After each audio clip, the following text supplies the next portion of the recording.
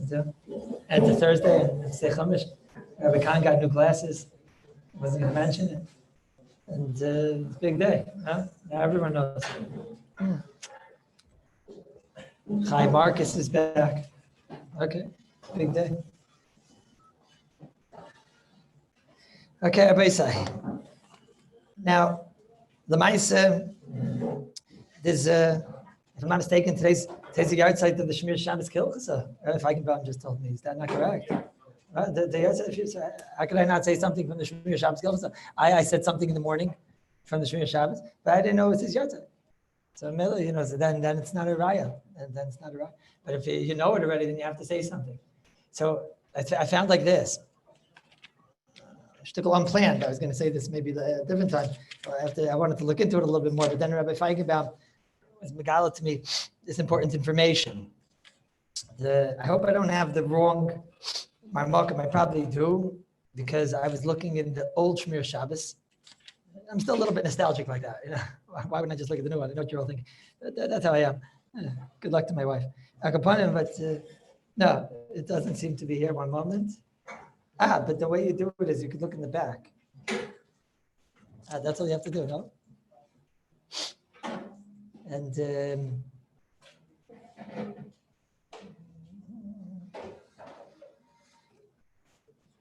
I don't know where it is. Kuf Pei Hey, I wrote here.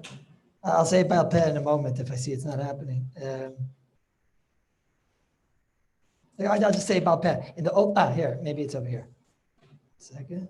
Dine Shehiyah. Let me say about Pei. It's not fair to take the other time. Well, I'll tell you the exact marmokim after. Akapanim. I mentioned yesterday something which was quite troublesome, and I wanted to see if anybody spoke about it. And I see that it's a very big discussion over here already. Rabbi Blinder was already very, very nervous. You saw yesterday at the end of the Shiur, Rabbi Blinder was he was Pashut hopping. I'm not sure if you guys noticed. He was all upset. What? I'm gonna have to take out the silver foil right? Mamish, it was you, no? It was you. You were yeah. It was very difficult. He was very difficult, and I'm already getting these angry emails from Rabbi Fiskus over here about this too. Shimon Birnbaum doesn't look too happy over here. It seems to be that everyone's bothered. What? I'm going to have to take off the silver foil every week. So I looked into it a little bit. So I found like this. The Shiur Shabbos Kallus in the old volume. I don't know where it is in the new ones, but it's for sure there because you'll see in a minute. There's a tikkunim and a meluim over here and everything. And over there in the 185th Ara, so the Goyin Rosh Zalman said that he says you can't leave the silver foil week to week. He says, how could you leave in the silver foil? He says, what's the pshat? If I'm going to leave in the silver foil, so then where's your blech? Where's your blech if you leave inside? He's not talking about just a crack, but he's talking about in general. He's talking about like even they'll say you have silver foil on some type of a hot plate that has dials on it or whatever. He says, where's your blech? Where's your blech? If this is how you cooked, so then where's your blech? And then he's really discussing something else. What he's discussing over there is, let's say you have somebody, Erev Shabbos. And Erev Shabbos, he comes and he goes and he cooks. The normal guy goes in and cooks and whatever. And then he puts on his blech. Regular case, he puts on the blech. And then afterward, he goes underneath and he monkeys with he starts to, when I say Americans, they say monkeys, they mean like he plays with the knobs. That's what I say, monkeys, whatever. So then he goes and he monkeys with the knobs. And so Shlomo Zalman says, you just put this here to show us this piece of metal, that you're megala das, that you're not into the cooking process, and that you're not going to stoke. And here you are stoking, going. Now, l'chayra, if you would go down with the fire, l'chayra is not a problem. Let's say he puts on the blech, and then after he puts on the blech, he decides, it's too hot, and he wants to go down a little bit. I'd be nervous because a lot of times when you go down, you go up, because you went down too much, and then you go up, right? You know what I'm talking about, right? You go down, you go up, as I gave this, right? So Shlomo Zalman says, I'm very nervous if you're going to go up. Okay, I'm saying go down wouldn't bother me so much. But if you're going to go up, he says, what are you doing? Here you are, you have this piece of metal and you're really mufka from cooking. No, you're not. You show us that you're going to stoke. So Shlomo Zalman is very bothered. Just a moment. Shlomo Zalman is very bothered about this. He says, where's the gili das that you're not going to? So he says, so therefore, you have to be makbid. That's what you have to do. You have to be makbid, right? And therefore you have to go and make sure that you turn on the fire, whatever you want, and then put down the blech. That's what he says. That's the words of Shlomo Zalman. And over there he says, the lashon over there of toiv lahachmir, something like that. Toiv lahachmir. He calls it like a chumrah, okay? In the Me'or HaShabbos, He asks like this. He asks that in Shlomo Zalman in the Tikkunim, which now is going to be obviously in the new one, which I can't find right now, but in the new one they put in all of the Tikkunim that this Sefer went through the sieve of Shlomo Zalman Auerbach. He went through every. So just maybe think like, all right, every single word really you can medayik in every single word in the Shmir Shabbos. It's like mamish like in the Mishnah Berurah like that, like every word. So should I prove to you that in every word in the Shmir Shabbos you can be medayik? Every word. So he says like this. In the first volume, it said, Toiv lahachmir. Toiv lahachmir, that you should be careful not to do this, because I'll explain maybe why it's not so bad in a moment, but it shows that you weren't megala das, that you're not in the cooking process, because look, even after you put down the blech, you played with the fire. You went up with the fire. If you went down with the fire, we said it won't be a problem, because there's no problem that you can do less, but there's a problem you're going to do more. Okay, so now, comes again, Shlomo Zalman, and he spent 7.5 years learning the Sefer Shmir Shabbos Killus. He had like a Seder in it every day, and he learned for 7.5 years the Sefer Shmir Shabbos Killus. And he made tikkunim. That means he went through everything that they said, b'shmai and not b'shmai. And then they wrote a little Sefer, came out, whoever still has it from the old days, a little Sefer called Tikkunim and Meluim, little things that Shlomo Zalman added. And then afterward, they put out the new volume, and that's what they put it into the new volume. Okay, over there, so the Me'orah Shabbos has a kasha. There's Shlomo Zalman over there, he said, it says, Toiv lahachmir, in the original version, and in the Tikkunim, he said, Efsher Toiv lahachmir. He added 4 letters. 4 letters. An aleph, a pei, a shin, and a resh. Efsher Toiv lahachmir. So the Me'orah Shabbos asked him, make her make a saver, or a safe make a saver. What happened over here? What's that Efsher? Who's that the Efsher? What is that the Efsher? So Shlomo Zalman said, it's a good shayla. He said, but I heard that the Baal Igros Moshe, who's that? Moshe. So I heard that the Baal Igros Moshe held that you could be makel on this shayla. That's what I heard. We would have said, a shmua from the Baal Igros Moshe. If the Igros Moshe wrote it, he wrote it. But how many shmuas that they have from Moshe that aren't true, right?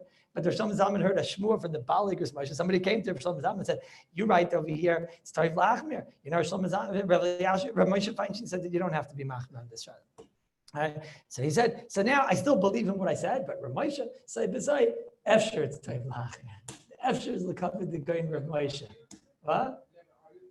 I don't know, interesting story. The whole thing's a very interesting story. You see a few things. You see how serious every letter and every single drop of ink in the Shmir Shabbos is. You see how much Rav Moshe was nechshav by Shlomo Zalman. You see common things. Also, and what's the answer? What's the answer? I mean, what's the reason why you wouldn't have to be machmir? I mean, safe, you're showing us that you're not being megala the das, right? I guess, I don't fart, it's strange like that. It's a fart that you have a fire over here and you have a metal and nobody would come to cook like that. I guess that we'll see in a moment. I'm talking about a blech now, Rabbi Blinder. I'm not talking about silver foil in the crock pot. So I guess in the end of the day, it's true you monkeyed with it, but I guess once you monkey with it in such a weird way, something like that, you're megala das that, for sure no more. I don't know. It's a weird thing. It's not such a pashut as far to me.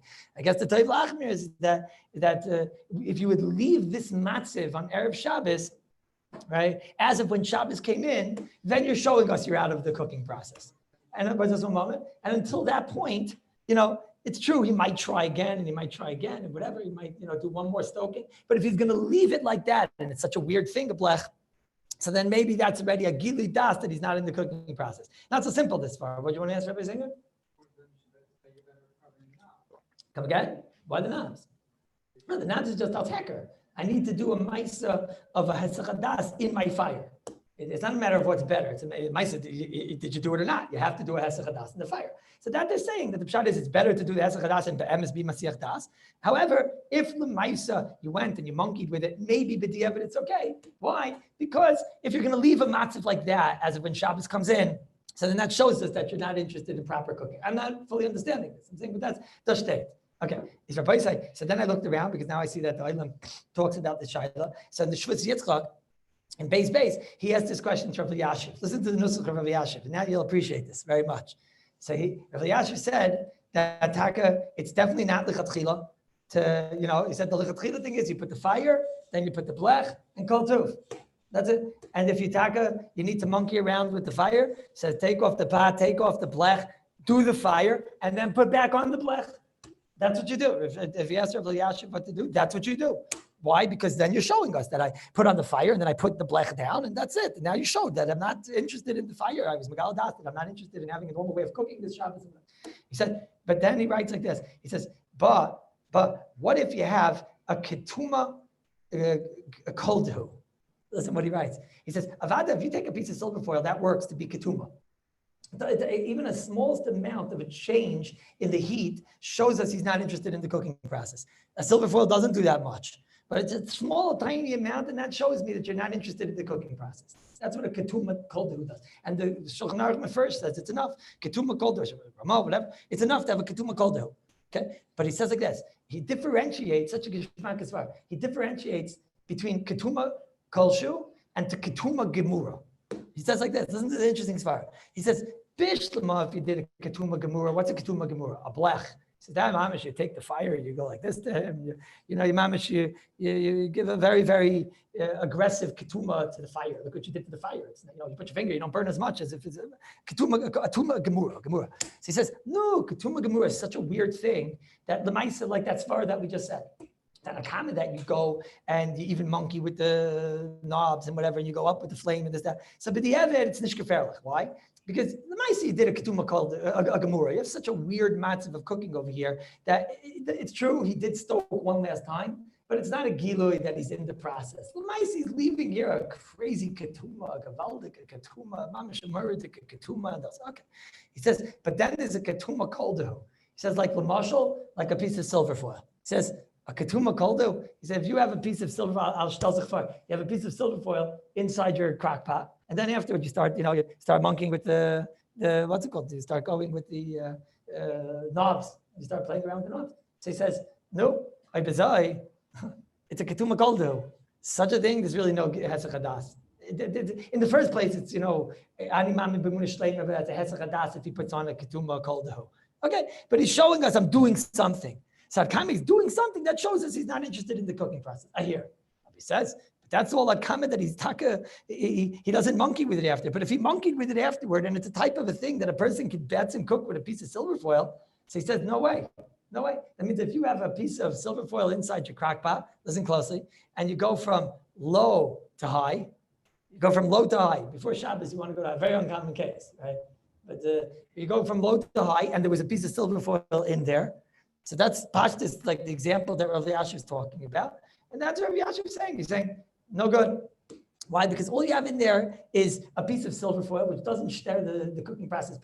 It's not such a strange thing. You can't say, oh, he's Mesiach Das. So Bishlam of he put in, he went, he turned on the fire, then he put the silver foil in. So then he did a ketuma. He shows, I'm not so interested. And then he puts in the pot and whatever. So then I hear, even though it's a ketuma kolder, it works because he did a ma'aseh to show me that he's not in the cooking process. Okay? That's Adkan what Rabbi Yashiv says. Now, I was very meduyik in my lashon. I think I'm right, even though Rabbi Yashiv there, I didn't see this. But I think the only case that that's a problem is one of two cases. One case is when the fire was on high, on low, and I turned the fire to high, which nobody's doing on Erev Shabbos on a crack pot. It's not going from low to high. Because then he shows that case, you have Mamish Rabbi Yashiv, you have the silver foil in, and you're going up. So then you showed me that you're still in the cooking process. So what are you doing? Okay. That case is uncommon. There's another case where it's because if you're going down, so what are you showing me? You're showing me that I'm not going to go up, and you have that piece of silver foil there. What do you say? Plugging it in. Okay, so that maybe wouldn't bother me so much. You plugged it in a weird way. Maybe. This is before I get to Rabbi Blinder, okay? Maybe you plugged it in a weird way, and that would also be okay. But yesterday we saw a big problem with this. I made up a new case. If you actually cook with it, right? I mean, mamish, there's a lot of people, they just put the silver foil in there and they just turn it on, sometimes low, sometimes high, sometimes down to low, back to high, whatever. And they're just like, the whole time the silver foil's in there and they don't care b'chal. That's mamish a ketuma koldehu that we see absolutely no esach hadas over here because he cooks with it. Mamish normally cooks with this. So that in that case, I would be very, very, very nervous. And I would think in this case, tomorrow, before Shabbos, what you have to do is, yes, you have to take out the pot. And I told you the eitzah. The eitzah is that you put in those balls. Because once it's already for blecht, so then all you're doing is you're making it that it's ma'afsher, that silver foil to work. You're making it that silver foil is now going to make cold. Until now, that silver foil was not cold. Now, this is not such a crazy thing. Right? You have the silver foil, you can leave it in there. It doesn't bother me so much. And now you're making it that your silver foil is actually going to not make it hot anymore, but your silver foil is going to make it cold. So therefore, it doesn't bother me so much. That's the shkula. I don't know, somebody could argue on me. I'm saying, but that's what I think. The Maisa. What? That's what I'm saying. You shouldn't put it in while you cook. You shouldn't put it in while you cook. Sorry? Yeah, basically, you cook the cholent whatever you want without those little balls, right? Take out the cholent, okay? Then put the fire at whatever you want the fire, I guess low. Then throw in the balls, and now it's going to make it that the silver foil works, and then put it in the pot. Right? If you want to be a mamish from, so then take out the balls, take out the silver foil, put in the silver foil, right? Okay, that's if you're very religious. What? So come again? If the silver foil was in there while you're cooking, in the description of the crock pot that we described, it doesn't bother me. Because since when it was there, all it did was make it hotter. So then, yes, later on, when I'm going to put the balls in, it's going to make that the silver, it's going to be mafil, the silver foil, the lining, that it makes it, that ataka is going to make it colder. I didn't see anyone that says what I'm saying, but it's all based on all these hanachas that we're talking about the whole time. The silver foil makes it hotter, and that when you have the balls there, the silver foil makes it colder, and that, this whole chiddush of Shlomo Zalman of Yashiv, colder. When I put this all together, basically, this is what comes out, right? L'chayra. So that's that. That's l'chayra. Now, the ma'isa, if somebody b'di'evet didn't know any of this and doesn't do any of this and doesn't know any of this and just has lining around. Okay, if he just has lining around, that's a very big problem. Saying if that thing, I'm not mevater on that. If he just has lining around and lining on the bottom and he puts in a crack pot, that's not a blech. By no stretch of the imagination is such a thing a blech. But he does what we said. He has the silver foil around and he puts the balls in and he has no idea why, and he's certainly not going to explain this to his wife. Right? He's going to say to his wife, you know why we have the balls? Because of this. What? All he has to do is tell his wife, you know those people that put the tuna can in? We're makel. We're makel. They hold the tuna can. We hold balls. Okay, we're makel. Great. Okay. Okay, so then he's not explaining this to his wife. His wife is monkeying. His wife is gorilling. She's up and down, and she doesn't know any of this lumdis, and she's got the silver phone. She's going up and she's going down. She just knows, she knows if you put the blech on with the, so maybe this is far you can be make on that also. Maybe that itself of shtelling zu to Chazal. Somehow over here, when you take silver foil, you put silver foil balls, you're allowed to put it there before Shabbos. Right? She doesn't know the lumdis, and this is, let's say it's a woman who like mamish because she knows how to tie her shoes. I mean, I'm not talking of the highest intellect over here, mamish, so you're not starting to explain it. I don't mean your wife, I mean, like, let's say, like sometimes you have from like the Alta Haim and Alta Bub, and she didn't know anything. She didn't know how to read Tehillim. Right? You're going to start explaining to the lumdis, the shverste lumdis of Gili Das and Hezach Hadas. It's not going to go. She has a Hezach Hadas miyad. Right? So what do? She knows one thing. I know that Chazal told me to do like this. Who's Chazal? My husband. And he told me to do like this. And this is how the Bab is doing, and the Zayd is doing this. How everybody did it all the way back to Terach. No, as I say, that's what I do. So what is she saying in essence? She's saying, I'm not allowed to leave food on without doing this. And now I am allowed to leave food on. Right? That's what she's saying. So maybe in a way, Kivyochel, I'm not saying if I totally understand this part, but I guess to be Melamed Chos. In a way, what she's saying is that this allows me to keep things on, right? And maybe that itself shows, she knows that this is, from this point, she doesn't ever touch the fire. She knows that, she does, but she knows on Shabbos she'll never touch the fire. I'm stretching a little bit there by saying also. So then maybe. Akapanim, by that's pashid, no shaila in the world, that if all you have is silver foil inside the hot plate, it's not going to help you. It's pashid, no shaila, right? Because you have to be Mesiach Das in at least the way the Chazal said. Chazal said you have to make the fire cold. She can't just say, I'm Mesiach Das. That's ridiculous. And over here, it's not a Hesach Das. It's the exact opposite. It's making that fire hotter. Akapanim is a by say, is that crystal clear? I was Meirich for the comfort of the Shmir Shabbos because it's Taka's yard side. I think it's very interesting to Svaras over here. Very interesting Svaras. And let me get invited. That's number one. What?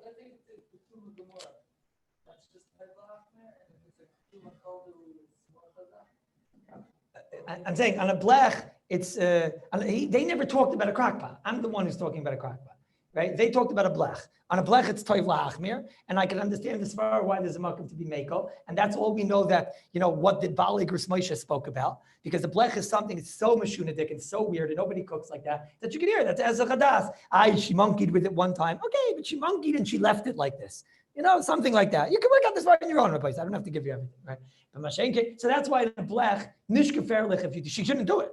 But nishkeferlich, right? Mashenke, the crockpot is pretty downright evil. It's very geferlich evil, yes. If you cook with a crockpot and you have the balls in, you have the silver falling in, what's the blech, right? Anybody see a blech? What's the blech? What's the blech? Anybody know? Right? You see, that's how you cook, and I don't want to say, but there's hundreds of Jews that also cook like that. Maybe that ruins it for the rest of us. Oh no! I just realized the new chumrah. Okay, well, if you have hundreds of people that just leave the silver foil and leave tuna cans in and whatever, I gotta think most people don't leave the tuna can. They put in the tuna can right before. And the fee this, it's very good. The fee what I'm saying, it's gewaldic, right? Even though they might not know the lumdis. But let's say, assuming it's lined on the side and lined on the bottom, and now the tuna can is enabling the silver foil to make it colder inside there. So then that would be good. Okay, let me get weiter before I found the new chumrah. But now, now let's talk about two very important things over here. Very important things. But one thing we want to talk about, we cook this way, but we'd rather not. No, I don't know if that's true, David. This is what you do. This is what you do. But now we're going to talk about very interesting, and I think you're going to hear something very nice now. Very nice. Let's see. Okay, so halacha l'maisa, dachlis. We had a whole week of learning this gevaldik sugya. Right? Now you see why she is such a geshmak sugya, because all the lumdis makes all the nafkaminas and everything. It's like a shmak, right? Now, if you don't like Shiur, then it's something very wrong, very wrong like that. Could be you switched at birth. Don't know, right? There have been stories. Well, there have been stories, right? Akapanim, don't know. Akapanim. So I can tell you something very nice. So now you want to know tachlis. It comes this Friday night. He's right before Shabbos. Let's make it a case like this. He's right before Shabbos, and he wants to know. He calls right before Shabbos, a minute before Shabbos. Okay, no, it goes right before Shabbos. Bachrim have these type of Shabbos. I mean, there used to be something called Bachrim. Now there's no such thing as yeshivas anymore, right? There used to be a mol, so event Bachrim. Right? And the Bachrim used to call with these types of shilas on the summer, and Tammuz on Friday. They used to have all these types of shilas, right? What were the shilas? They would call up, it's like 7 o'clock. Shabbos is about 7:58. I thought, what? Shabbos is in 10 minutes. 7:58. It's way after Shkia. Yeah, no, that's what I meant. Right? Shabbos is in a few minutes. And they want to know, what do we do? They just got to Tzvas and they just finally worked out a dira and whatever, these things, right? And you hear people in the background screaming, get out of my house. So now they have to put on a challenge. Rabbi, what do I do? Now, everybody say, these Bachrim don't have silver foil. And the Bachrim, you tell this Bachrim, tuna can, it's great. That way we can have hot tuna also. Right? Not happening with these guys. There's no silver. And they start telling him paper, say, okay, paper, start putting paper. So that's not an option. They have a crack pot and they have a dead cow that was because she shechted. And now they want to take it, throw it inside and la Yehudim. And I'm not talking now with Kiddush Chaisa that it's raw. Let's assume that we'll see why, but in Mitzvah Sham we'll talk about that raw is not such a simple heter. But let's say they have enough time that this food is going to get cooked by Michael Ben Drusai, whatever, a third, a half. It's going to get Lamaisa, a third, a half, Michael Ben Drusai. It's going to get there by the time that Shkia comes in and whatever. So they want to know, halacha Lamaisa. You see how, Mamish, we want to spend Shabbos and Tzfas, and we left Mamish with Moister Nefesh and left 45 minutes ago from Yerushalayim, right? But you see, and we're also Adik in Shabbos, right? If you think I'm joking, I used to get these Shabbos. This summer, I don't get that many of these Shabbos, but you used to get these Shabbos all the time. So what Lamaisa? He says to me, can I put a cholent on without a blech? I have a crack pot, can I put a cholent on without? So obviously, there's no chazara, Pedro. You ain't doing chazara on this cholent. No, nothing to discuss, right? Somebody called me about the oven, right? And he asked me that he puts the chicken in the oven every week. And he said to me, he very much holds of Rabbi Kallus' svara. That's what he told me. I hold the Rabbi Kallus' svara that taka the oven, I'm not going to make a new fire. And he got the whole svara wrong. I'm like this. He says to me, I very much hold the Rabbi Kallus' svara that once you turn on the fire, you put it at that level, and you're never going to change that level and whatever. I said to him, I don't know that svara. Prove you don't know that svara. Do you have a blech on the regular fire? On the regular fire, you also put it at a level, never change. Yeah, no, you know what I mean. The other svara, Rabbi Kallus said. What was the other svara? Okay, so the other svara I told you, Rabbi said with that, once you're not going to be chashid to make a new fire, and if it's off, you're making a new fire, okay? And if it's on, so then all you're doing is extending the old fire, which isn't at all of my. So I said there's a makom to be makel, but siruf that we're going to see in a minute. That the Ramah's sheet is that the Meichel ben Drusai is anyways enough. That's a sheet of the Ramah. Meichel ben Drusai is enough. So this he told me that no. So I say he asked me. So what can I do? Maisa on Friday night, I take out. He has different courses in Zachan in there, right? So he told me what he does is he has hot fish on a different level. On a different level, he has hot fish over there. No, it sounded like it was covered. So, he has hot fish, so he wants to take out the hot fish and everything. So what does he do? What do you do? Because you certainly can't do chazara, right? No, so what I mean is like this. What I mean is that if you open up the oven, right, closing it wouldn't be such a problem. Now, I'm not getting involved. There might be issues, klape, if the fire's on. That I'm not talking about now. It could be that once the fire's on, so then it's not a problem of opening it because when you're closing it, the fire's already on. Okay, that he wasn't asking me. Okay, he's opening his oven on Friday night. It's not such a simple thing. What? Oh, so now if it would be on one tray, right? That I didn't have what he was asking at first, and then I realized what he was talking about. I have fish on a different tray now. But if it would be on one tray, we'd have a major problem over here, right? Because you have the potato kugel here and the chicken there. I don't know. What else could you have on one tray that's a first course? I can't really think. I don't know, the challah. I don't know. What do you have in there? No, it's a weird thing. You wouldn't have challah in there from Erev Shabbos. What would you have? Can't think of a case? Is that so? All right. So maybe what should I tell you? I don't know. Maybe you have fish there also, but it's in a separate place. It's moved over or something, whatever. Okay. So now you pull out the tray. If I say you can't take the tray now and push her back in, all right? Right now it's off the fire. Right? Now it's off the fire. And now you took it off the fire. When things aren't on the fire, they're not on the fire. And now when you put it back, you're over on chazara. There's no blech in an oven. All my svaras only helped klape shemei yechata, right? But don't help for a mechzi to a vashal. So granted, in his case, it wasn't a problem. He was asking me, how am I going to be allowed to open the door? Why isn't that chazara? That's not chazara. It's nothing to do. Chazara is when you return the food. But if you have it on the same tray and you pull it out, then that's the problem. How are you going to push back that tray? Yeah, you got to start donning. What if I pull out the tray a little bit, and it's really still mushba from the fire? Okay, you have to talk about how close to the fire, but you realize you're getting close, right? I guess if you're mamish like inside the trays, mamish inside, the food's inside, a little bit outside, maybe that's not so bad. Okay. Come again? What do you mean? They'll coat the oven wall. What's it going to help? What? Yeah. They'll make the grate less hot. Yeah, but you didn't do something to the fire. I don't buy it. You did something to the heat source. We're going to talk about that actually in a minute.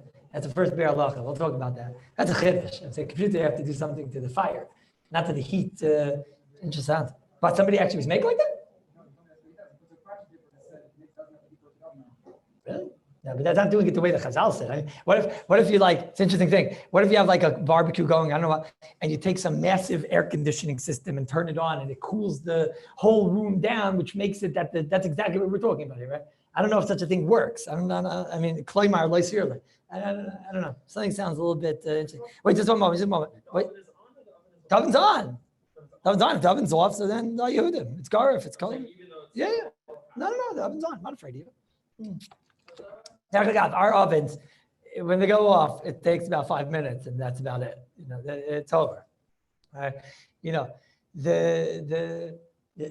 I once said a story with Reb Chaim, right? The story with Reb Chaim. Reb Chaim, salvation. Reb Chaim used to check himself just to see if he had Averis. So he used to check himself by putting his hand in the fire. You guys never heard this? He used to take his hand and put it in the oven, right? Just to check if Taka, maybe Taka, the Eish was shoylet in it, because the Gemara at the end of Chagiga says that the Eish is not shoylet in a Talmud Chacham, right? Gufay Kula.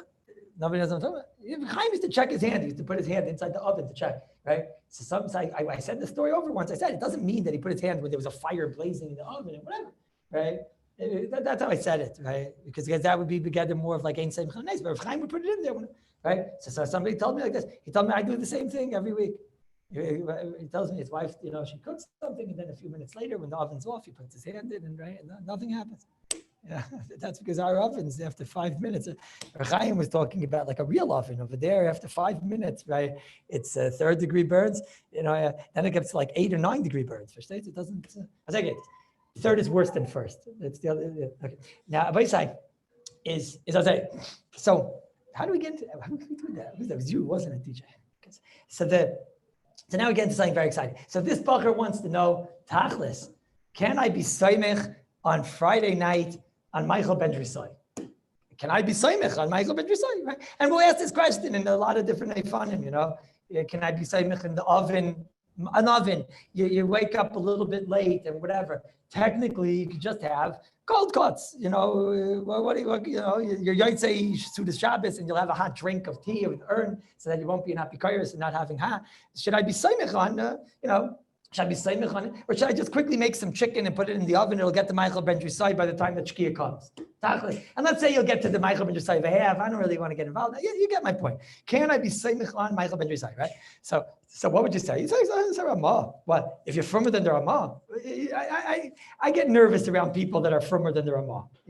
V'nagu lahakal kisvara acharayim. Man, I get nervous when people are firmer than me. So if the guy's firmer than the Ramah, I already get a little bit more nervous, right? V'nagu lahakal kisvara. What do you want from me? The Ramah says he's mekel. I would be mistama a bad person if I told them, what are you doing? You go have cold cuts for Shabbos. If I told these Bachrim, no, don't do that. Try and get a meal or something, by somebody who looks religious or something. What should I do? Tachlis, no. So what do you say? Okay? So this is such a fabulous sugya. Comes again the Bir Lacha. Listen to the Bir Lacha. The Bir Lacha over here, he says like this. It's such an important Bir Lacha. Nagu lahakol kesvar achrayna. The Bir Lacha says, well, the Beis Yosef was Meirich over here in these 2 days, and then he brings the Rosh. That the Rosh says, well, Klal Yisrael are adik in the midst of Vaynik Shabbos. They're adik in mitzvah Shadi Shabbos. Ubevadai la yishma lanu. Klal Yisrael are not going to listen to us. We're going to tell them, no, you have to be machmir and make sure the food is not only fully cooked, but you have to make sure either, number one, you have a blech, or at least that the food is a type of a food, which is mistamik ra'alai. And that's the shita of the Shulchan Aruch. Says the Rosh, I'm going to tell this to these Bachrim. They're adik. They hold on to Einik Shabbos. They're not going to listen. Guys aren't going to listen. Okay? So he says, leave them. Mashma mizeh, says the Bir Halacha, it's mashma that the Russians didn't want to make him machai, didn't want to start putting up signs in Neishudim. Well, I'm going to start putting up signs. These bad people, and what do I need this for? They're not going to listen. Mashma said that the Bir Halacha sounds like he's saying, but like if they would listen, halavai. Because it sounds like the Ikar Shita is either to have a blech, and then you can have whatever you want, because that shows you're not in the cooking process, or to make sure it's a type of food which is mitzvah for ralloy. Otherwise, don't keep it on an open flame, right? So he says, no, what should I do? That the day of Shni over here, Mikol Makam, we have no koyach limchais the mekilim. We're not going to be moicha, because nagu am like the yeshoim rib. That he says, what does the Ramah mean? It means the am was noyig. Klal Yisrael are noyig like this, that they're meiko on a Michael Ben Drisai. You could tell these Bachrim that Klal Yisrael are meiko on this. Why? Because nobody listens to us. Doesn't sound very promising over here, right? Guys that are learning the sugya shouldn't be saying Al kain lechatchila bevadai toiv lizoyer. It's avada toiv not to be saying on this. The Mishmur says that's a difficult sentence over here, but the Mishmur says bevadai toiv not to be saying on Michael Ben Drisai.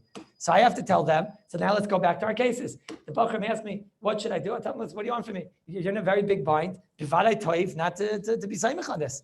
And the people with the cold cuts, I'll say, I don't know, bevadai toiv not to be saimich on this. But then the next line, the Bir Halacha says, he says, look, no, if it happened and it's mamish late, this achar adavar, kigoin sheba orchem, or bachrim, orchem koidim shkia, and they needed to be mevashal for the orchem. So then he says, no, I could be mekel arashkia rakichatzi bishul sagi. Over here, God is mashma is only mekel if it's a chatzi bishul, not a third bishul. Interesting. But he says, if it'll be by shkia time, a chatzi bishul, so then you can be mekel. So what did Mishabur just say? He just said, look, if it's mamish shazatzchak, Mistama having cold cuts, nosi, having cold cuts on Friday night, and on Shabbos lunch, I mean, It's mamish. It's probably it's on the game, right? It's on the game. Mistam will get kicked out of the chassidus. What I'll have like a sandwich. I'll put like mustard on it and coleslaw. What do you think? It's a delicatessen? What do you think it's? What? Yeah, like mamish. It sounds like a. It does. That's how a guy makes Shabbos. No, like he has like a piece of sandwich and another sandwich, and he puts inside of it some like sliced up dead murdered cow and whatever. And he puts mustard and he puts coleslaw. But it's not a Shabbos meal. So Mistama what?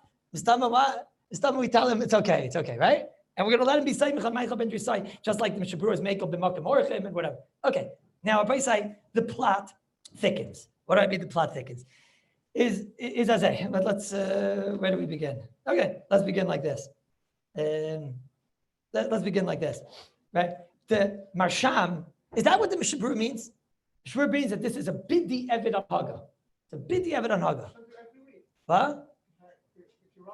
If you're running late, you can do it, but it's not the proper anhaga. In my case, you could be mekel. It's a crazy case. You could be mekel, but it's definitely not the right anhaga. And somebody would have this anhaga every week. What would you? You know, a lot of us we listen to things with one ear. We listen. Hey, my parents do that. Hey, you know, my parents aren't religious. You know. Oh my goodness. Right? Wait. So now I'm thinking all the time. Do I have to be moicha on this? No. So Baruch Hashem, Rabbi Kallus said we don't have to be moicha against my parents. You know, that's like, you know, that's the extent. Let's say the pshat is like, you know, it wouldn't be a macha, but, you know, so when is this thing in halacha? Just give me a moment. I'm going to explain what this thing is. So there's a marsham. That's what you want to hear anyways, right? The marsham, the das Torah, the bajan. He says like this. He says, listen, I have a kasha. You want to hear my kasha? Says the das Torah. He says, you know, there's a halacha from Shivasar B'Tammuz that we don't get married. It's a time-friendly halacha. From Shivasar B'Tammuz until the end of the month, and then the 9 days, the minig Yisrael is not to get married. Says the Das Torah, I have a kasha. What's my kasha? He says, I have a Ramah in Siman Samach Dalet.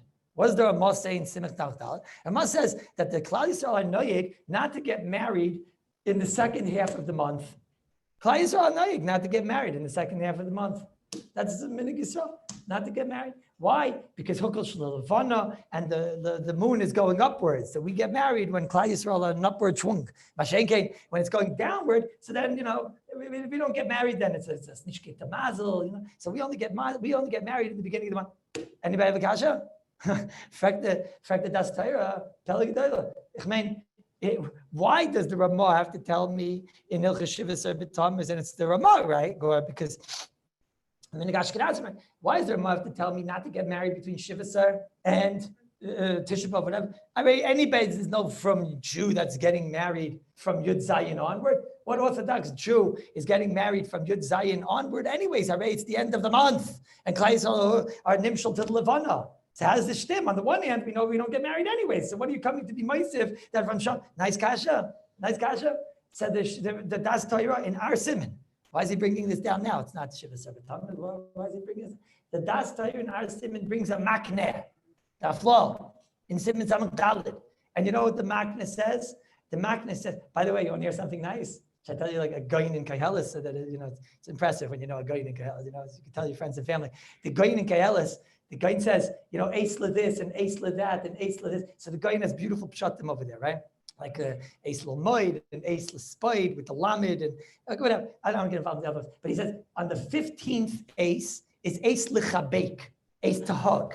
And the 16th ace is ace, I think it says l'rachek or loy l'chabek. I forgot what it says over there. But ace l'chabek is number 15. Going gewaldig. Because until the 15th of the month, we get married. Ace l'chabek. Right? And then what happens after the 15th of the month, from the 16th onward, then we don't get married. As I've been saying, this is the minig Yisrael. Okay? But at the bottom, it doesn't stem. It doesn't stem because from Shivasar B'Tammuz, state that we don't get married. Mashma that in a regular month, we would get married. It's only because of the 3 weeks. Zok the makneh, I'm going to tell you, Yisoid Gadol, in all of Limud Allah, not me, the makneh says, and who told me this? Yisai, the tshuva of the Ramah. I think it was in tshuva test, the tshuva of the Ramah. But the Das Torah brings all this straight over here by us. He says, the Ramah says that every word that I write, says Ramah, every drop of ink, says the Ramah, you have to sit Shiva Nakiya. Every drop of ink that I write. He says, if I write the word Noyagim, I mean like this. If it came Nogu, I mean like this. If I write Nogu, God says there, Nogu Am, right? But if I say Nagu means they were Noyig. The Kallus Yisrael were Noyig. I'm not happy about it. They were Noyig. Sometimes he writes Noyagim, Yeshli right? Keina Minig, right? But if you write the word Nagu means they were Noyig. Kallus Yisrael were Noyig, and what do you want from me? What can I do? Zok the Makne Moyerdig. Say besides Givaldi. When it comes to the minig of not getting married in the beginning of the month, the end of the month, so the Makne says, I don't believe in this minig. The Ramah doesn't believe in this minig so much. What do you want? They accepted this minig on themselves. I'm not a firm believer in pushing off weddings. I'm not into this. So the Makne is not so happy. The Ramah is not so happy about this. And that's called Nagu. There, that is the minig that you better do. That's the minig Yisrael that you must do. That's a real minig. When it says Nagu, that was a minig that they were noyig, which is not such an acceptable minig. And we call that mutav shei shoygim. Says that that's Torah. What does it say by us over here in the Reish and Gimel Ramah? Mutav shei shoygim value mazid. Not very comforting. It says mutav shei shoygim va'al yei mazidim. That means that if a person wants to be saved on the Michael B'Yisrael, according to the Bijan, if he asked the Bijana, you'd say, if you're asking me, I can tell you what to do. Don't do it. But if you're not asking, I'm not going to say, because mutav shei shoygim va'al yei mazidim. And that's the chayra. I see that a lot of Sfarim, how they learn the Bir Halacha. And they learn that the Bir Halacha is saying the same thing. The Bir Halacha says the words come out, right? The Bir Halacha says, look, it's a mutiv. The Ramah really wanted to be ma'ayicha, but they wouldn't listen to us, Klal Yisrael, because they're other Kenoinik Shabbos, and it was very difficult in those days. They didn't just have like a blech. It wasn't such a simple thing. So it meant that they sometimes wouldn't even have geshmak, hot food. So Mela, I'm not doing this. I'm not doing this, says the, what? Oh, so now you get back to the Shiloh. Bachar, asking me the Shiloh. How does a responsible religious paisik paskin something that is mutav shei shoygim v'al mazidim? If they're asking me, if that's the psak, I'm going to change my hashkafa a little bit, right? They're asking me now. So is this what I just said? The pshat in the Mishnah Berurah. Is this what the pshat in the Mishnah Berurah? And I saw a lot of svarim, and some of them even on the side of the Mishnah Berurah. They bring down, go and look in the Das Torah, and you'll see the emes of Das Torah of the Mishnah Berurah. That the Mishnah Berurah holds is mutav shei shoygim and beside these bachim, when they call me, I'm going to have to tell them, sorry, Baisai, cold cards. Right? And then if the people wake up late and whatever, sorry, right? What are you going to have for Shabbos lunch? Lots and lots of fish. Right? That's what I do. I can't tell somebody to do what they call a mutav shei shoygim. He's calling me and asking me what to do. So what am I supposed to do? I can't tell him to do something okay. But Rabbi say, I am a firm believer that the Mishnah Berurah, and I stress the word, the Mishnah Berurah does not hold mutav shei shoygim v'al mazidim, and that the Mishnah Berurah holds this is a hanaga lechatchila, but not like the Das Torah, not mutav shei shoygim. And let me show you what I mean. First of all, if it was mutav shei shoygim v'al mazidim, so then the next line in the Bir Halacha does not read. The Bir Halacha says, but if this orchim, so you can be saimich. Mutav shei shoygim means it is aser. That's what it means. We hold it aser. Okay. Orchim doesn't matter things that are aser. It just means don't object. That's what the words mean. Okay, fine, stop. Before we go weiter, from the Bir Halacha Minei Bay is muchach like this.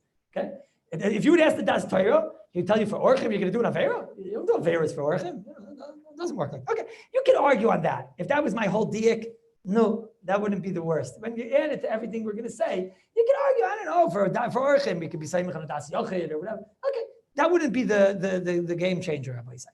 Rabbi say there's a few kashas over here. Number one, Rabbi say something is very strange.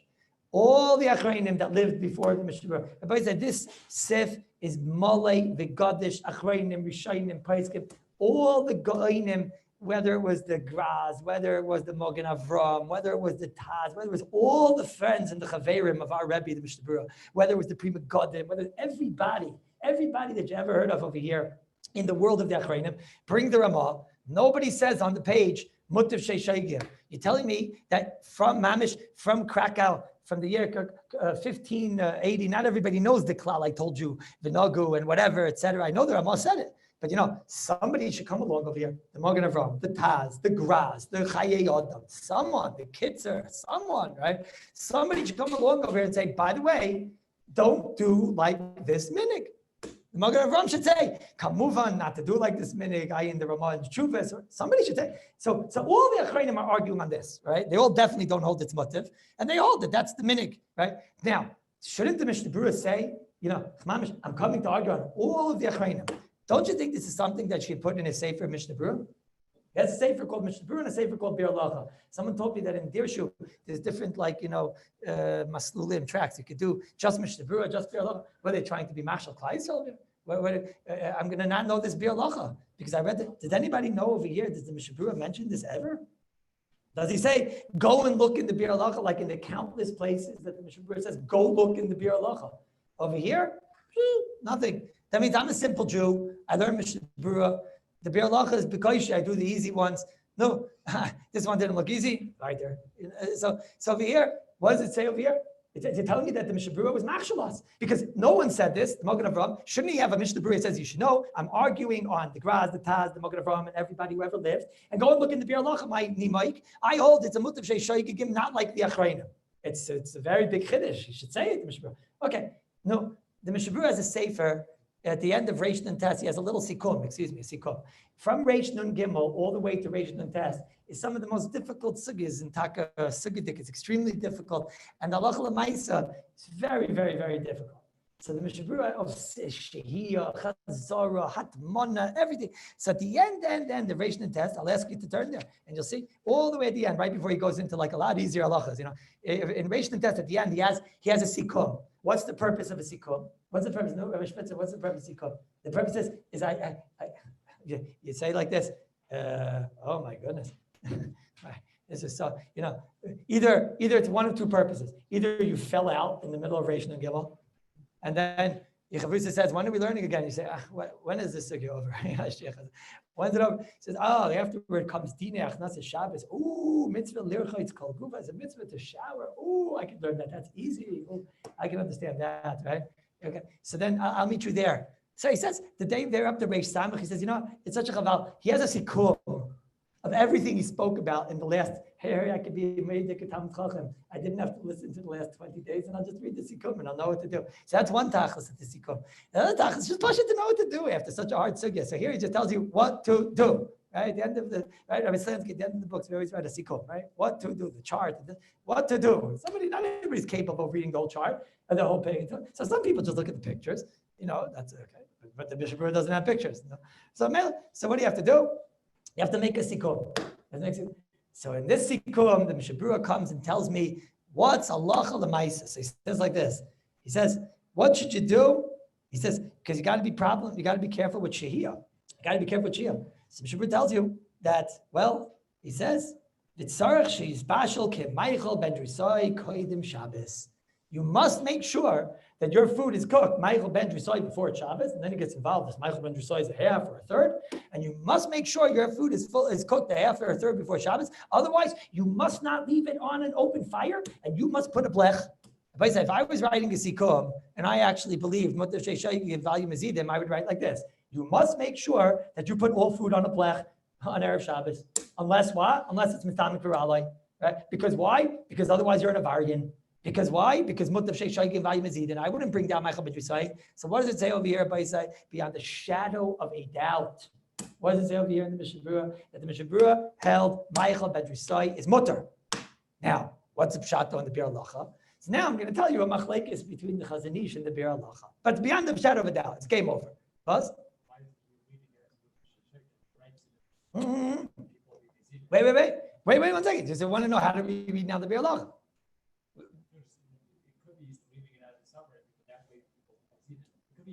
No, that's at the style of Paiskin. Paiskin, no way. No. Paiskin is writing a sefer. He wouldn't write that. He wouldn't write it la'alacha. He won't write la'alacha something to be melamitzchus and klai Yisrael. This is yikav it's hard. People have to know what to do. But the Bir Lacha says that the only time you should do it is for tzarich harchim. That means in a regular situation, not. Over here, he's telling you a regular situation. That's right. The Bir Lacha. So like this. So let me tell you what the Chazon Ish comes along and says over here. He says, I disagree with the Bir Lacha. But listen carefully, because some make a very big mistake how to learn. Now, you know the Chazon Ish had very big problems here, right? Because we're about to see the Chazon Ish had nishka had kein blech. So Chazon Ish had a very big problem. There's no such thing as a blech. So this has become a very serious issue in Bnei Brak. If there's no blech, right, and we don't use barbecue coals anymore, so we can't just do ketuma and grufa. So big problem. How am I going to have hot food on Friday night, on Shabbos day? Big problem, right? The rest of us just say, just put a blech on in kol tuf, right? But in Bnei Brak, there's no such thing as a blech. So the Chazon Ish had very big problem. I'm not saying this is what was a government to learn in a certain way, right? But I'm just saying it works out good, Baruch Hashem, because it's not a very big problem. In Bnei Brak, we're stuck in blech. So in Bnei Brak, we're going to have to figure out ways, Lamashal, how are we scooping out cholent from how are we going to scoop out the cholent? The Torah says it's nishkaferlich to scoop out cholent, right? Because you're not going to be able to do chazara in Bnei Brak. You can't do chazara. The only chazara you can do is on Shas, and that's where Chaim learned it 1,000 times. I mean, there's no other chazara going on in Bnei Brak because you can't put the cholent back on the fire because there's no blech. And now we have another problem. How am I leaving the cholent on the open fire? So the Chazon Ish says, I don't have such a problem. Big deal. You can't get the food to be Michael ben Drusai. First of all, I hold Michael ben Drusai is a third. So how, and I hold, how much is a third? We're going to see the Chazon Ish has all types of shittas that a third just means a third of the amount of time it takes to cook. You can't just cook it for like 20, even though it's totally raw. Whatever. We'll see. That's not pashut at all, what I just said. So we'll get there. But anyways, so what? You can't just cook it up 40 minutes, 50 minutes before Shabbos and get it up to a half cook, a third cook? Big deal. You're going to tell me the Bir Halacha that he says, or the Rosh, that he says that it's not l'chatchila to go and cook. That's not l'chatchila to go and cook, and that you have to have a blech. It's not l'chatchila to leave it Michael ben Yisai or even fully cooked, because it's mistamek v'yafalai. So you're going to tell me I need a blech? So Chazon Ish said, no, it's absolutely l'chatchila. If you're an Ashkenazi, it's absolutely l'chatchila. He says, the Rosh said the words mutav sheishayigim. He says the Rosh absolutely did not say those words. The Rosh never says the words mutav sheishayigim v'ayim mezidin. It's chaka. The Maisa, the one that did say it was the Das Torah. Das Torah Taka says mutav sheishayigim. Right? And the Bir Halacha, he's like Miram is it. He says, ein lanu koyach limchais. He doesn't actually say the words mutav sheishayigim, Rabbi say. He says, we don't have a koyach limchais. Not the same as mutav sheishayigim, right? He says, we don't have the ability to be moicha. Okay, what's the difference? So first of all, the Chazon Ish argues Lagamri. He says, you know what the Rosh said? You're making a mistake in the Rosh. The Rosh is saying the exact opposite. You know what the Rosh is saying? The Rosh is saying that really the din, halacha l'maisa, is like the shitas that are meko, like Michael ben Drusai. Game over. Now the Rosh had a kasha. In fact, the Rosh, but there are shitas that are machmir, and they're rishonim, and they're very serious people, and I have pachad from such people. So maybe we should be machmir. What's the big deal? Just be machmir, right? The din is clear, it's mutter for Michael ben Drusai. But why not be machmir for like these shittas? Why not? On that, the Rosh is coming to answer why we're not going to be machmir. Because they're not going to want to listen to us. They're going to be Odikanayinik Shabbos. They're going to say, my Zaydas did I say, what are you talking about? What I should do neged my Zaydas and I should be machmir when it's mutter min adin. We were coming to figure out, maybe we should just have a chumrah. On that, the Rosh said, no, don't bring in chumras. What are you bringing in chumras? Klal Yisrael, Odikanayinik Shabbos. They're not going to listen to us to what? To be machmir. That's how he learns the Rosh. The Mishnah Berurah didn't learn the Rosh like that. Mishnah Berurah says, you know what Pshat the Rosh is? Maybe we should paskin halacha like the machmirim, because the machmirim are scary and maybe they're right. Not that the Rosh starts out and says they are wrong. The halacha l'maisa is clear. That it's mutter once and it's Michael ben Drusai. On that the Rosh had a kasha, says the Chazon Ish. Maybe we should be machmir.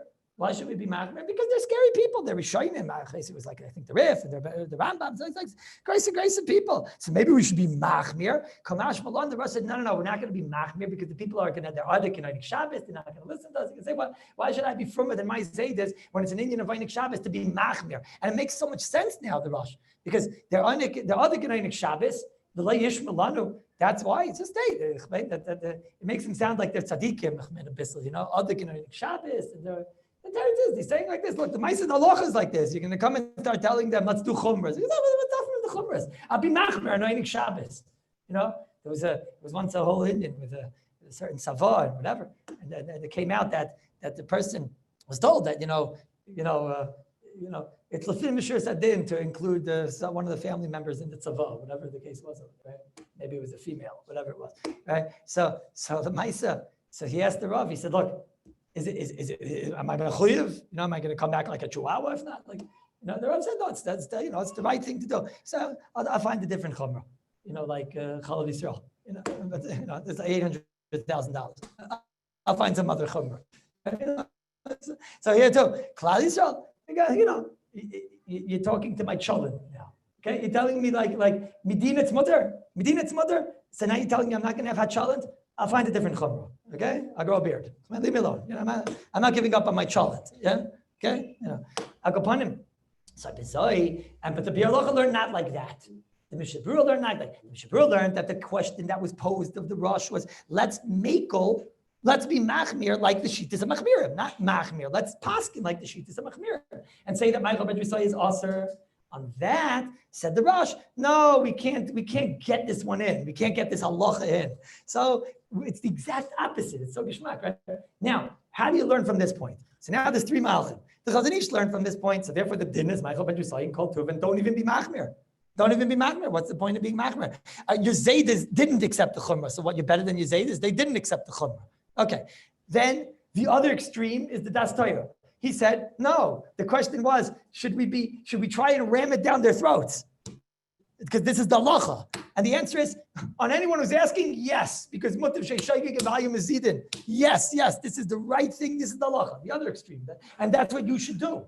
And you should have cold cuts instead, Rabbi Bergman. Yes. Then the Mishnah Berurah is in the middle. If you look good in the Mishnah Berurah, you know what the Mishnah Berurah says. He doesn't say mutav sheishayik. He just says, Hanach lem Yisrael. His lashon is, and like you saw in the psak later, when he's paskening a halacha, the halacha is like Michael Ben Yisai. Why? Because the Rosh said it's not kedai to give this chumrah, daim is the chumrah to kashita, and we're going to be mekel beleis breira like the other shita. We are going to be mekel though like the other shita. The halacha we're going to be mekel. Why? Because they won't listen to us, and it's going to be too hard to try to paskin this halacha as the ikar halacha. So therefore, it became accepted that the ikar halacha is Michael Ben Yisai. However, that's the nusach I just said. That means that really we're not thrilled with this. Says the Mishnah Berurah, bevadai toiv. What's the lashon? Bevadai toiv lechatchila lizayer that it should talk not like that shita. Beautiful. That's all that the Mishnah Berurah is saying. That's all that the Mishnah Berurah is saying over here. By saying. And therefore, it's taka. It's a kum tachais. It's a kum tachais. That let's go back to our cases now. Now it makes a lot of sense. This Bachar calls up 2 minutes before Shabbos. He says, can I be mekel on the sheet of Michael Ben Yisai? The answer is, a Bachar is calling a Shas Tzchak. We make him. Not because I know the Chazon Ish in the back of my head. Not because of the Chazon Ish. And not just because I know that the Graz and the Mugad Ram and the Taz and all the Achrayim never ever dreamed of any of this. It's not because even the Mishnah Berurah is mekel. And B'Shas Tzchak, we're mekel, right? Do you want to know how the Shtella Vek your house l'chatchila? Some Bnei Brak, they hold l'chatchila, Michael Ben Yisai, no games. Mutter l'chatchila, no problem. Nothing to discuss. And you don't have to even fathom a chumrah, and don't even, try to be firm about it. And don't feel guilty.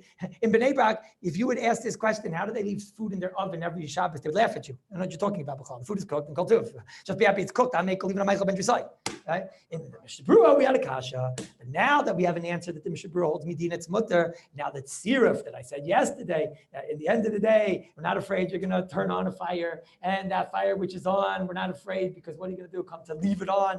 Then for sure, there's a harbein makim for that minig of the oven, leaving in the cooked food on Erev Shabbos. That you could be mekel on, the fetus. Okay? And the bacher that's going to call me an Erev Shabbos, I'm probably going to be mekel. And the lady that calls up and she woke up an hour before and she wants to know, cold cuts on Friday night, or can I make something that'll be cooked until Michael Ben Yisai? So I'm going to ask her one question. Are you from Bajan? Are you from Bajan? And she's going to say, no. I say, I don't care about you. Is your husband from Azia Bajana? She's going to say yes. I'm going to say, then you know what? If I'm a Bajana, so then yes, you're having cold cuts because mutav sheishoiking value is eaten. But Mashain Kane, right? Anybody else? Anybody? So she's going to ask me, can I get a Sephardi to turn it on? And so everybody always, can I get a Sephardi to turn it on? So I'm going to tell her, listen, the Gabi the Sephardi, that's a parsha b'fnei atzma. The Artzis Achayim, the Malbim, he says, that I don't know how the Malbim knew this. He was from Breslau. No, I shouldn't say from Breslau. Oh, he had such stars from Breslau. He was fighting to reform Shayim Arurim, so they kicked him out of there. It was an easy fight. But I'm saying he was from Breslau, where he had to get smicha from Rabbi Kivega. Did I ever tell you that the Malbim got smicha from Rabbi Kivega when he was 18 years old? 18 years old smicha from Rabbi Kiva. So you think, yeah, Rabbi Kiva gave smicha to like everyone. Nope, no one, right? But the Malbim was different. So the Malbim was the most contemporary Achron that's quoted in the Mishnah Berurah. I'm saying one time he quotes there, but that was for a story. He quotes in Mamish Keseder in the Arts of Chaim, the Malbim. So the Malbim, he writes how he knew what was going on in Fez and Casablanca. Only the Ben Ish Chai knows. But over there, he brings down that Taka, the Svardim, are also Mekel, like the Akshins. It comes out an unbelievable thing. Listen to this. Rabbi say, the Ashkenazim have Ashkenazi chumras, and we don't even want to accept the Ramah so much. And the Das Torah doesn't accept it. And the Mishnah Berurah says it's a nice thing to be machmir. Certainly, you should be machmir. It's the right thing to be machmir, lechatchila, whatever, right? And the Chazon Ish accepts it kitzurasa. The Svardim, that the whole Shulchan Aruch long aricha is saying, don't you dare be saimach on Michael ben Drusai. Maisa, the minig of the Svardim is to be mekel. I don't know. Maybe the minig of the Svardim is to be mekel. I once was giving a shiur, and the Svardi Chacham was there, and he said to me that he was getting all upset. He can't be. The Svardim aren't mekel. The Svardim aren't mekel. So I told him what he wanted. Arts Chaim. He said Arts Chaim. He was Ashkenazi. He started screaming. Right? He doesn't know. I told him, go find out. So he went Taka, and he found out. He said the Maisa. He said the Svardim were mekel. Back then, why? He said because it was so difficult. Imam meant you couldn't keep the coals on because you're afraid of fires, and keeping on the coals sometimes, even if you would do ketuma, it means it would burn, and this and that. It's very complicated. It's very complicated. He said that Imam it was a big problem. It was a big problem. Like basically, like you wanted to keep it at Michael ben Drusai because then it wouldn't burn. You understand? Mashenkin, once it got to fully cooked, it usually would just either burn or this, that. It was very complicated. So he said he spoke to somebody who spoke to another chacham from another chacham, all the way back to different chachamim, and that they said that today that it's so easy, you just put it on a blech, then the Sfardim should go back certainly to the original Hanaga. The only reason why the Sfardim were mekel because they were odik in onik Shabbat, right? And if they're not going to have hatlach majin, oy vavoy vavoy, right? But now that it's so easy, why shouldn't they paskin like the way that the Sfardim are supposed to paskin and put on a blech?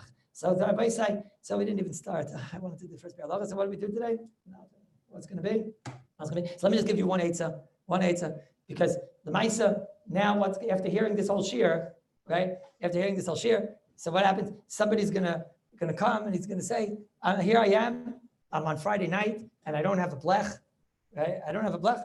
And he's gonna say, so what do I do? And all I have is a crock pot, and you're gonna be mekel that he can, put it in because Michael ben Drusai, we're gonna be mekel on, right? Okay, you're gonna be mekel, you can put it in Michael ben Drusai. So he's gonna say to you, yeah, but I gotta do chazara. Because I have to eat cholent on Friday night. Because if I don't eat cholent on Friday night, I've been eating cholent on Friday night every single Friday night ever since my bar mitzvah, and I'm afraid if I don't eat cholent on Friday night, maybe I'll die. So what do you do now? He says, Mama, she's afraid he's gonna die. And you can't put back the cholent, Rabbi Singer. You can't put back. You got to tell that guy. You can't put the cholent back into the crock pot if it doesn't have silver foil. So I'm going to give him an eitzah, and with this will end because it's a cute eitzah. Somebody give what? You have an eitzah? What?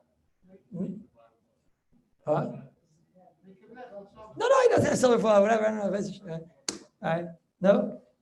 What's the eitzah? No. He's Elamai. He'll take out with a spoon. The Chazon Ish, he tells me I'm not from Bnei Brak.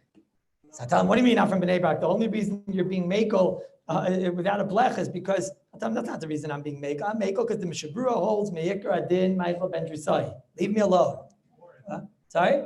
How's he getting it out? You mean pick it up and then what? He doesn't have a hot plate. He's in the middle of Safed. No hot plate there. There's a hot plate. There's kfarim. No, so you know what so somebody told me a nice eitzah. He sent me an email. He sent in like this. He said what he does on Friday night, he doesn't have a blech in his hot plate. He doesn't have a blech in his crock pot. So he said what he does is he takes a piece of silver foil, he wraps a little thing of cholent in there. He has like a Friday night cholent bag.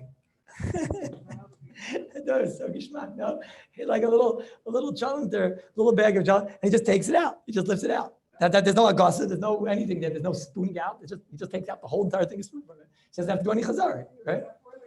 What? No, this is what this guy does. No, why doesn't he just make it black? He only has it. So I don't like it because silver foil and cholent and everything causes Alzheimer's.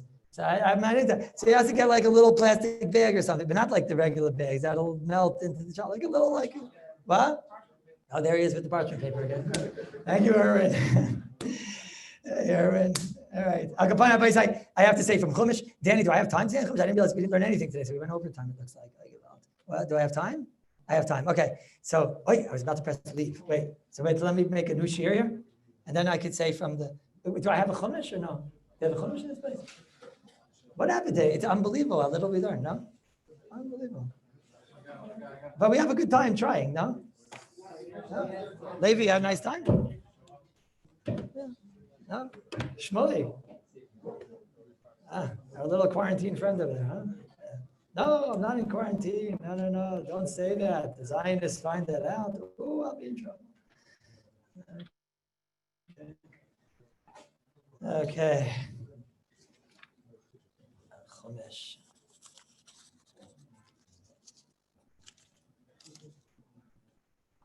So it's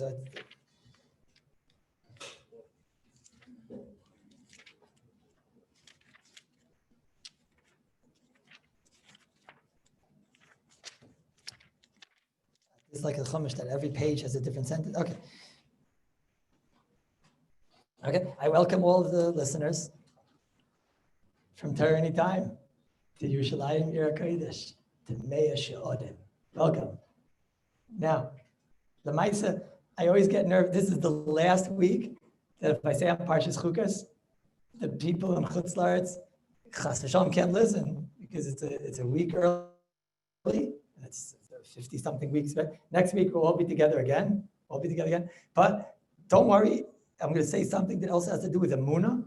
Emunah is something that's all the year. The whole year you have to have Emunah, right? So, but Parshas Chukas has the story where Moshe Rabbeinu got into trouble. Moshe Rabbeinu got in trouble. What happened over here on this incredible madrega? Moshe Rabbeinu, the pasuk tells us what the taina was. The pasuk was, everyone knows Moshe Rabbeinu was told to speak to the rock, and Moshe Rabbeinu, he hit the rock. It's different pshatim. It's a very difficult story. And then the pasuk says, "Vayomer Hashem el Moshe vel Aaron, yan lo hemantim bi." So the pasuk already says, what's the pasuk pshat? What was the taina on Moshe Rabbeinu? Moshe Rabbeinu, you didn't have Emunah. Okay, what does it have to do with Emunah? The famous kasha. Moshe Rabbeinu hit the rock and he didn't speak to the rock. Okay, and also it says here, lahakdisheni. Moshe Rabbeinu was supposed to have made a kiddush Hashem. He's supposed to have potentially made a tremendous kiddush Hashem over here, and he wasn't successful in making this kiddush Hashem. And it's just obviously there's a lot of questions over here which I'm not going into. It's Moshe Rabbeinu on his eyes, Madrega and whatever. But Ze'omer Darsheni, to at least understand in the Pashut words in the Torah. The Torah says over here there was a tiny something with Emunah, and there was a tiny something over here that Moshe Rabbeinu he could have made a kiddush Hashem, and he didn't make a kiddush Hashem. That's at least the words in the Torah. So at least I just come to explain that. So there's a medrash over here. Rashi already brings part of the medrash over here, and the medrash over here it gives us a little bit of a glimpse into what went on over here. There was a dialogue that took place. It makes a lot more sense in the Pasuk Pshat and the Pasuk over here now. There was a dialogue that took place between Klal Yisrael and Moshe Rabbeinu. Because Baruch Hu told Moshe Rabbeinu, go and talk to the rock. Go and talk to the rock. And you'll get the rock. What does it mean, talk to the rock? It means learn a Blat Gemara by the rock. That's what it says over there. Go learn Shana Parakech. You think talk to the rock, give water, Vaser. No. It means go learn. When you give the whole world is Meshupet to the Laim Day Torah. So the water will come out. But go and talk to the rock. So Klal Yisrael heard this. And Klal Yisrael they didn't hear this, but they saw this. And they saw that Moshe Rabbeinu was going to, Kanira Moshe Rabbeinu told him, okay, now I'm going to go and get water from the rock. And Baruch Hu told me that I should go and talk to the rock, and I'll get the water from the rock. So Klal Yisrael, this is the Medrash says first. The Medrash says, so Klal Yisrael said, Moshe Rabbeinu Bemis knows which rock. Moshe Rabbeinu knows, the Medrash. Moshe Rabbeinu knows that, this rock gives water. Let's see Taka, if it's really from the Rebbeinu Shalom. Let's see if it would really be from the Rebbeinu Shalom. Let him go and ask water from that rock. There's two rocks. Why is he asking water from this rock? It must be the Moshe Rabbeinu. He was a Murdik Chacham and he had Murdik Kayches. So he knows that this rock gives off water. But the Rebbeinu Shalom could do anything. So let's see Taka if the Rebbeinu Shalom could give water from that rock. All right. So this was the big problem over here. So Moshe Rabbeinu didn't know what to do. The mamish, this is a version in the Medrash, this part. Moshe Rabbeinu didn't know what to do. If Moshe Rabbeinu doesn't listen to Klal Yisrael listens to Hashem, it'll be a Chil Hashem, right? Because they'll say, okay, it was Moshe that did it. It wasn't the Rebbeinu Shalom. We see that the Moshe Rabbeinu knows the Chochmah of which rocks give off water. And if Moshe Rabbeinu, Taka, Elamai, listen to Klal Yisrael because he wants to make this Kiddush Hashem, okay? But then Lamais is not listening to HaKadosh Baruch Hu. HaKadosh Baruch Hu told him to listen to this rock. So Moshe Rabbeinu was in a quandary, didn't know what to do. So what did Moshe Rabbeinu do? So Moshe Rabbeinu, Lamaisa, he started talking to the other rock that Klal Yisrael wanted him to talk to, because he paskin that making Taka Kiddush Hashem is more important. Moshe Rabbeinu is a psak. That's more important to make a Kiddush Hashem. He started talking to the other rock, and V'shteitzach, that wasn't the rock that Hashem said to talk to. So what happened? So Mamela, because he didn't do the tzivah of Hashem, so the Taka didn't come out, the water didn't come out. So Mamela, Moshe Rabbeinu had to hit the rock, and V'shteitzach, the Maisa, the Rebbeinu Shalom didn't want it to come out of Chil Hashem, so the water came out of the rock after he hit it. Adkan is the Medrash. This Medrash is Megalatas, a little bit more of understanding in the picture of what's going on here in the Torah. Rabbi say, now you understand, there was never Chalila that Moshe Rabbeinu had any intentions either. Moshe Rabbeinu had one question: what's going to make a Kiddush Hashem? That's all. Listening to a Kadosh Baruch Hu without any cheshbainis. That's it. Even though it might make a Chil Hashem, but God said, hit this rock. That's one possibility. That's the biggest Kiddush Hashem, doing Ratzon Hashem without any cheshbainis, or trying to avoid Chil Hashem. Kefi my seichel, it would avoid a Chil Hashem. Obviously, I'm talking on the highest madrega for Shteitzach, but it would avoid a Chil Hashem if I listen to the Klal Yisrael. Klal Yisrael say, if we see that the water comes from that rock, then we'll really believe in a Kadosh Baruch Hu. Then we'll really believe in the Koiches. So then it would be a Kiddush Hashem Noira. So Moshe Rabbeinu had this incredible problem over here. Listen to Klal Yisrael, but not listen to Hashem, but make a Kiddush Hashem. That's what. And the Maisa. What was Taka the Taina on Moshe Rabbeinu? Maisa, it would have been Taka. It would have been a Chil Hashem. If Moshe Rabbeinu would have Taka hit the rock that Hashem said to hit, so then they would have been toilet on Moshe Rabbeinu, and they wouldn't have believed the incredible koiches of HaKadosh Baruch Hu. So Maisa, the Medrash goes on to say that's not even true, because once he hit that rock, so then all the rocks opened up with water. So then anyways, it would have been an incredible Kiddush Hashem, because he would have spoken to the rock that HaKadosh Baruch Hu said, and they would have seen the Rebbeinu Shalom anyways. Now, what's the kasha? The kasha is, so what's the taina on Moshe Rabbeinu? Right? But now everything makes sense over here, right? It was so the only thing that doesn't make sense is, and what's with the taina on Moshe Rabbeinu was trying to make like Sheni, to make a Kiddush Hashem. It would have been a big Kiddush Hashem. But what's the taina of Emunah? And what's the taina of Bichlal on Moshe Rabbeinu? So now you see Moshe Rabbeinu made a cheshbon. Can anybody say that Moshe Rabbeinu, he donned the Shiloh, and he paskin that the answer to the Shiloh is it's more important to make a Kiddush Hashem and to try to make. So what's the answer? So the pasuk tells us the answer. The answer is where your seichel stops, that's where Emunah begins. Right? Where your seichel, when something doesn't make sense to me. I don't understand, right? And obviously I'm talking on the highest madrega, and this is what the Torah is trying to teach us over here. But where your seichel stops, at the point of where, if I listen to Klal Yisrael, it would make sense. It'll be a Kiddush Hashem. But then it's going to be not exactly what Hashem said. But how could I not do what Hashem said? But it'll be a Kiddush Hashem if I do this. So when your seichel stop, if I do like Hashem says to do, it doesn't make sense. Right? So when that happens, that was the limit here. Vayoyim Hashem, yan lo yamantim. If you have that incredible madrega of emunah and you listen without understanding, without avana, that's why it comes in this parsha for Shteitzach, in the parshas Chukas. If you do it without avana, if you do it, even if in my seichel and noichi doesn't make sense, so then you never lose. And the taka would have been a Murdik Kiddush Hashem, all the rocks would have had water. And that's the limit in the parsha over here. Where my seichel stops, that's where emunah begins. There's a lot of things, it's a lot of times in life where we have situations that, kifi my seichel doesn't make sense. And that's where emunah begins. I tell you, it's a Peldik Maisa. It's a Peldik Maisa. A Talmud that lost a baby this week. I was trying to give him chizik. So Moshe has a tshuva. That talks about Yardei Gimel. I think Kuflam Zayin. I just looked it up. In Kuflam, where he discusses how a baby is going to come back in Tchis HaMeisim. Moshe has all tshuva, and he tells there's a brother, and he was all upset, and he said, "Why?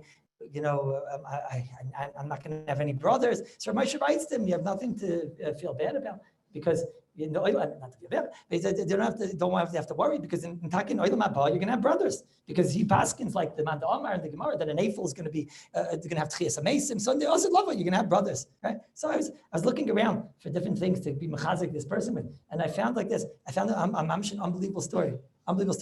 The story was set over by Vasriel Talber. I don't know if he knew the people or not, I don't know, but it was brought down, an unbelievable story. The story was that there was a person, a lady in the Holocaust, in the time of the wars, it was 1940, and the entire Europe, the whole world was in flames, right? And he writes, I don't know the Metzias, right?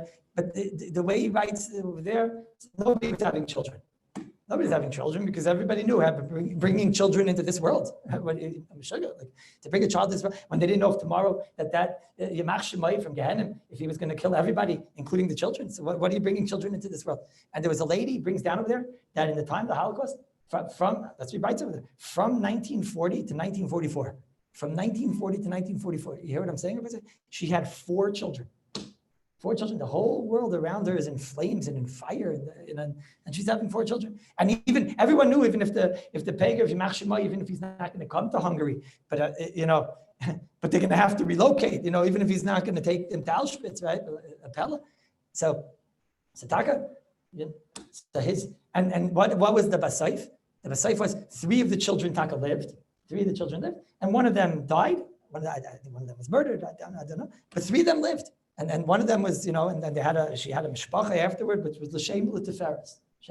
So this person, one of the children of this woman, said to his mother, he asked his mother like this. He asked, "What were you thinking?"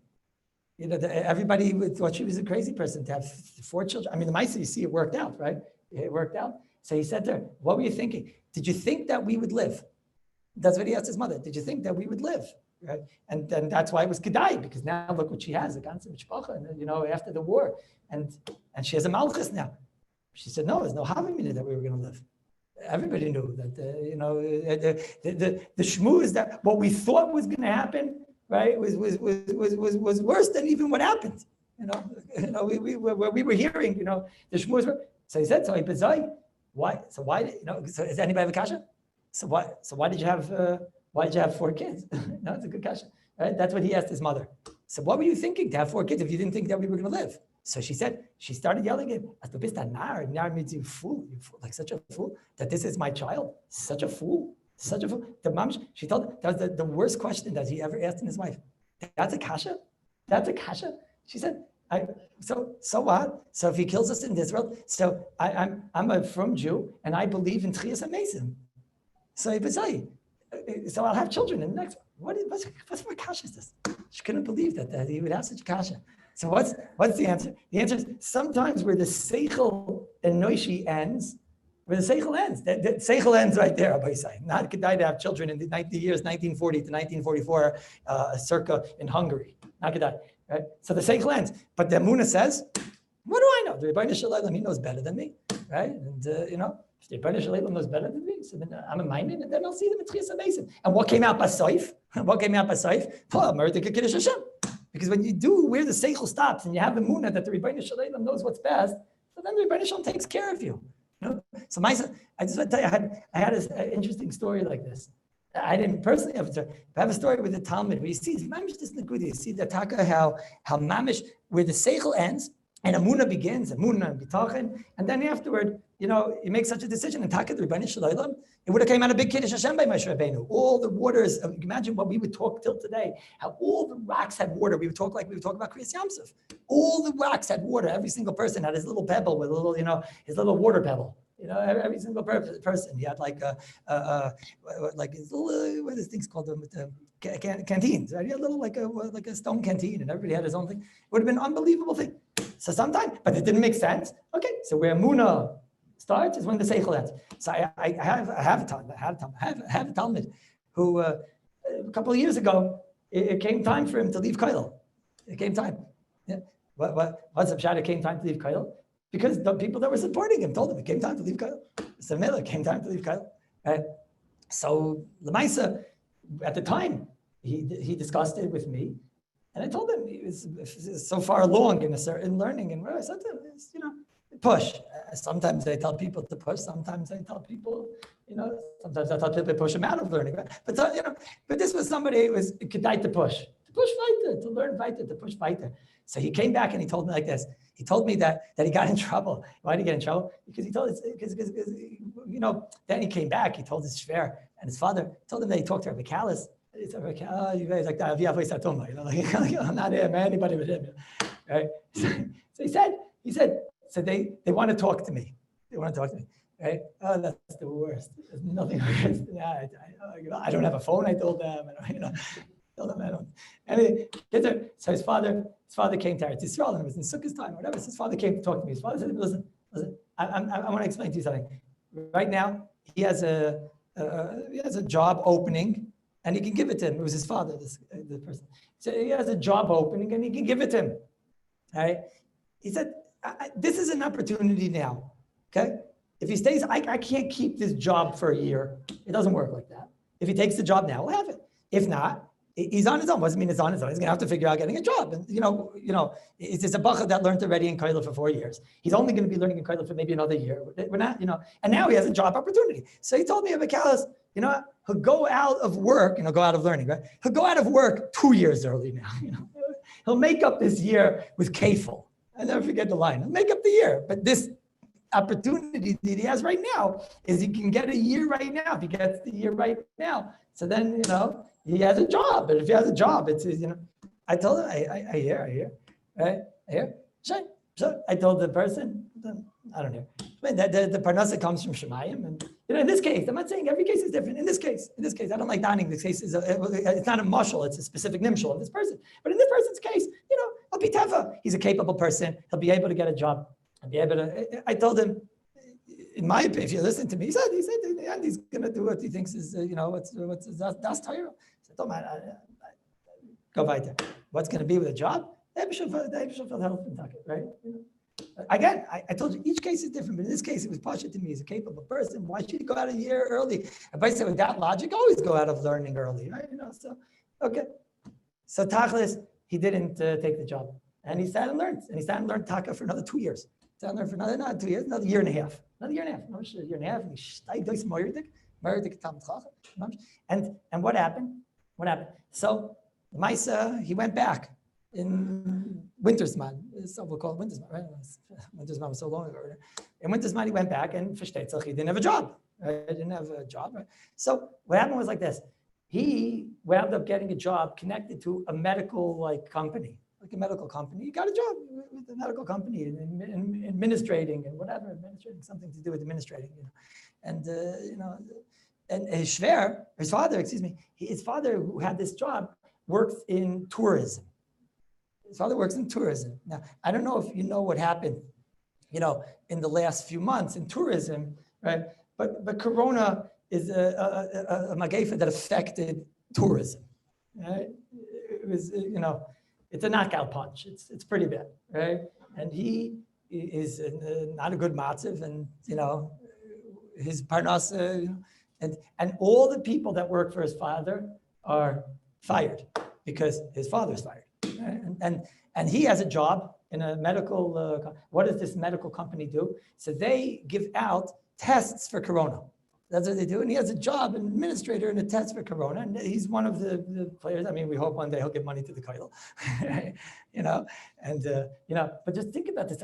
He told me, this person called me just a few weeks ago, Erev Pesach, right? When this is all starting, Erev Shavuos, when it was all starting giving out these tests, all these tests started giving out and whatever. And the New York government is paying for the tests. It's an unbelievable thing what he told me. He said, Erev Shavuos, he called me and told me, you won't believe what he says. It looks like I'm going to be supporting my father. Because when the seichel ends, at, right there. I should leave learning. I have a job now. I should leave learning, and that's where Emunah kicks in. And what happens when Emunah kicks in? No, so then the Rebbeinu Shalom takes care of you. Right? The Rebbeinu Shalom takes care of you. Okay, good Shabbos, everybody.